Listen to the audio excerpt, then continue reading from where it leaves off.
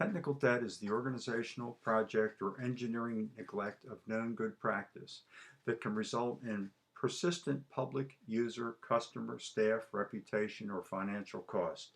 Technical debt has generally been used to refer to postponed or deferred work, whether by intent or by neglect.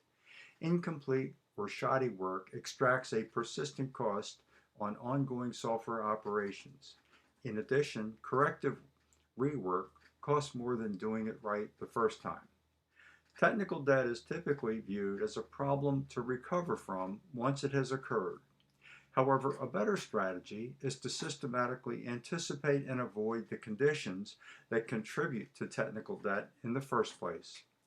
During development, the project must focus on cost, schedule, quality, and performance. The methods to do this need to be built into the software development lifecycle.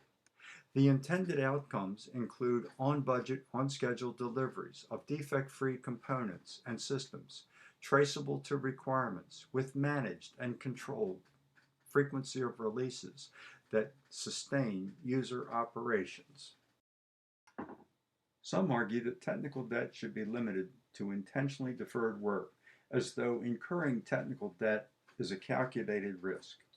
However, in the heat of battle on a project looking for shortcuts to meet cost and schedule, there is no calculation. There is only expediency. Suppose there was a calculation. What would it look like? Would it accord a cost benefit for rework of deferred effort? No. Doing it right the first time is more cost effective. Doing it later, perhaps with less skilled personnel, may mean doing it yet again. Would it accord a cost benefit if the rework of deferred effort never had to take place at all? Yes, banking on the possibility that the initial effort will become a throwaway prototype, or that the demand for modernization will overtake the project before the rework of deferred effort is performed, are uncertainties that a calculated risk might consider. Would it accord a schedule benefit if function were postponed or some functionally equivalent shortcut were adopted for the moment? Yes, doing less work should take less time. Would it accord a schedule benefit if going fast entails abandoning the organization's standard of excellence in disciplined software engineering and drifting into a stream of consciousness ad hoc hacking style of programming? No. The ad hoc programming style will result in a higher defect rate that will impact testing and fielding. Ad hoc programming does not deliver superior results with respect to cost, schedule, quality, and performance. Delivering on these attributes takes engineering. So when thinking about going fast, it may actually pay to go slow. These software project assessment steps will highlight numerous opportunities to reveal the process, management, and engineering gaps that feed the accumulation of technical debt. Each of these steps will be discussed in turn. For best results, the software project assessment is revisited periodically throughout the project.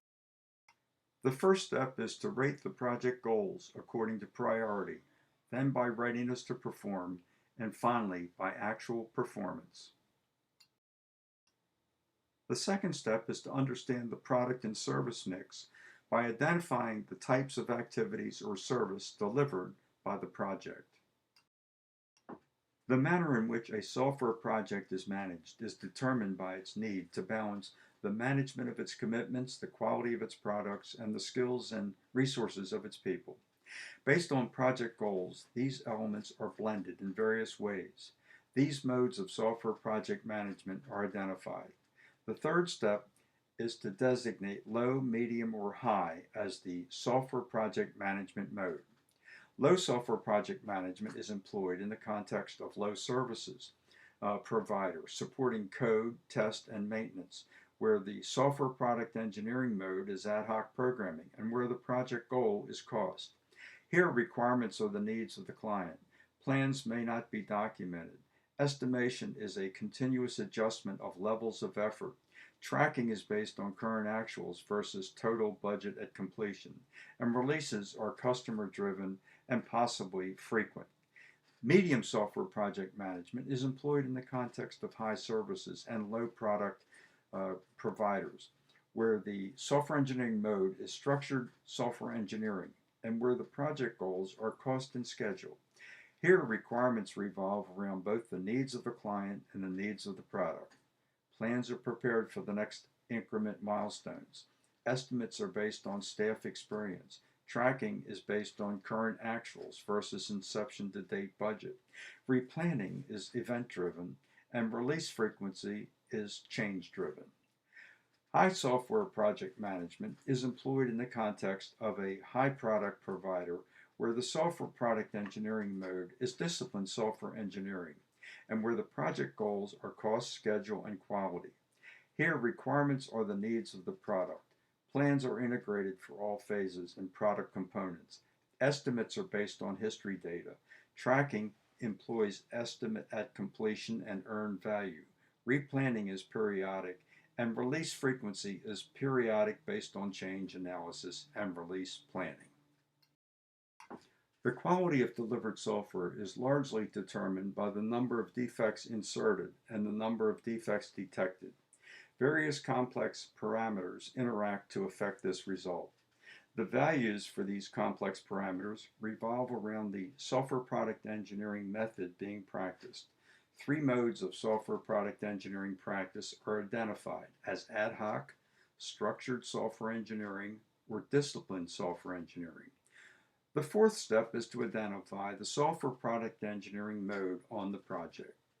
Ad hoc programming is characterized by a code and upload lifecycle and a hacker coding style. The result is spaghetti bowl coding lacking in order and consistency. This is common in low software process maturity organizations, especially those facing time to market demands. Its practitioners are expected to experience high defect insertion and low defect detection rates. By necessity, the focus of ad hoc programming practitioners is on reducing costs by detecting as many defects as possible. For this group, finding defects is like finding free money, and there are always more defects to find. However, managers struggle to meet cost and schedule commitments. Structured software engineering employs structured programming, modular design, and defined programming style, and pays close attention to establishing and maintaining traceability among requirements, specification, architecture, design, code, and test artifacts. The result is well-structured, consistently recorded components with organized relationships among modules and traceability among lifecycle artifacts. For this group, there is constant dithering between cost and quality. Disciplined software engineering is more formal. The result is well specified, professionally engineered, expertly architected with source code components, organized and made understandable through templates for repeating patterns, whose completeness, correctness, style, and rules of construction can be reasoned about with confidence. For this group, every practitioner is riveted on achieving perfection. The fifth step is to understand when requirements are fully known. That is, at inception, now, later, or at completion. Also, who is responsible for identifying the requirements, and how stable are the requirements over time? The sixth step is to rate the source of technical risk according to function, form, or fit. To what extent does the risk lie in doing the right job in terms of capabilities and functions?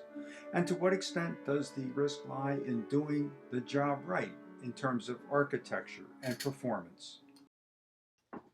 The seventh step is to indicate the project schedule in terms of number of months planned, current month, and estimated month at completion. The eighth step is to indicate the project cost in terms of budgeted completion, current actuals, and estimate at completion. The ninth step is to indicate the extent to which the project utilizes earned value management. An artifact that assists schedule management is the milestone completion schedule, which shows the planned or replanned completion month for each major milestone. The y-axis indicates the planned date, and the x-axis indicates the calendar date. This chart provides a clear record of what did you know and when did you know it. More importantly, the graph reveals the degree of schedule stability and perhaps the source of instability. The 10th step is to indicate the current headcount on the project and the outsourcing headcount. The 11th step is to indicate personnel resource utilization, including weekly overtime hours, off-the-clock hours, and turnover rate. The 12th step is to rate the degree that industry best practices are used on the project in project planning, project tracking and oversight, requirements management, configuration management, software product engineering, peer reviews, risk management, and metrics.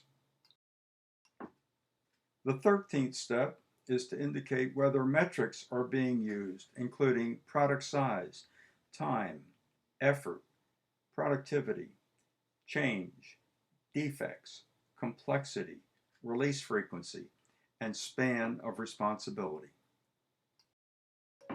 The 14th step is to indicate whether software quality assurance is in place and functioning. At the very least, quality assurance should reveal the frequency distribution by defect type along with any actions taken to close the gap. Certainly, unattended defects are a source of technical debt. More importantly, the distribution of defect types may suggest gaps in software product engineering and the practice of disciplined software engineering. The 15th step is to indicate the frequency of release, including the disposition of a change, planning a release, and implementing a release. A high frequency of release, such as daily, weekly, or even monthly, suggests a customer-driven environment. A planned and controlled frequency of release, such as quarterly or semi-annually, suggests a producer-driven environment. A low frequency of release, such as annually, suggests a product or system with a disinterested user base. The 16th step is to indicate the span of responsibility in terms of total code divided by total staff. A low span of responsibility, such as 10 and 25 case locks, suggests difficulty of some kind. A moderate span of responsibility, such as 100 and 250 case locks, suggests a cost-effective operation. A high span of responsibility, such as 1 million SLOCs, suggests the inclusion of commercial off-the-shelf packaged software.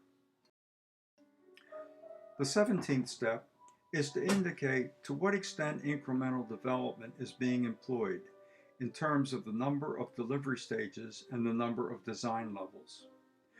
Where iterative development is used, care must be taken to pin down the expectation for each design level and each delivery stage so that the shifting and slipping of function to later stages and levels does not go undetected and establish a systematic pattern of technical debt. The 18th step is to indicate the number of organizational levels separating the software engineering function from the program management function.